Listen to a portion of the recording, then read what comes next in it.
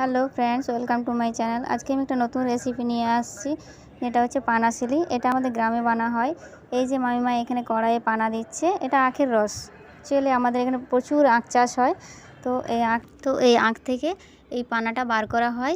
তারপর এটাকে উনুনে বসিয়ে অনেকক্ষণ জাল দিয়ে ফুটিয়ে নিতে হয়। আর এই যে এটা চালের গুঁড়ো, এটাকে ওই গরম পানাটা দিয়েই মাখতে হবে। বেশ ভালোভাবে মাখতে হবে যাতে একটু নরম নরম হয়। তারপর এটাকে বড় একটা ঝাঁঝরি দিয়ে কড়াইয়ের উপর রেখে ভালোভাবে এটা দিতে হবে। গরম পানার মধ্যে এইভাবেই দিতে হবে। বেশ খানিকটা দেওয়ার পর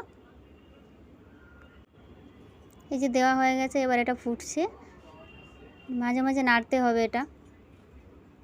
এই যে দেখো কত সুন্দর হয়েছে।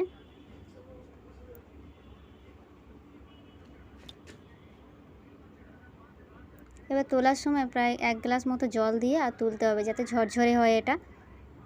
এই যে এবার তুলে নিচ্ছে, এই যে তুলে তুলে এখানে রেখেছে। দেখো কত সুন্দর দেখতে হয়েছে। আর এটা খাওয়ার জন্য এবার এখানে আর এটা শুকনো শুকনো খাওয়া যায় না, তার জন্য এটা দুধ দিয়ে ভালোভাবে ঘেঁটে নিতে হবে। এই যে আমি এখানে হাফ লিটার দুধ নিয়ে নিয়েছি। দুধে অল্প চিনি দিয়ে দিয়েছি। দুধটাকে ভালোভাবে ফুটিয়ে নিয়ে এই যে এখানে পানাশিলিটা দিয়ে দেবো।